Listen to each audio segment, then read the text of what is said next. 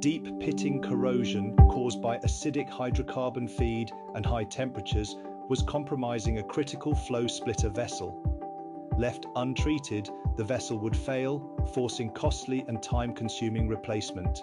In 2020, the client partnered with IGS to apply high-velocity thermal spray cladding, upgrading internal metallurgy with a high-nobility alloy.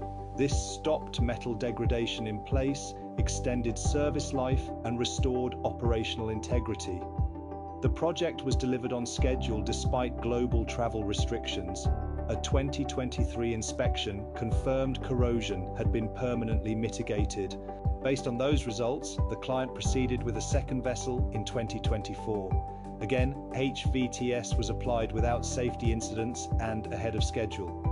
With proven long-term protection now validated, IGS HVTS has become the client's new standard for stopping corrosion in high-temperature, acidic environments.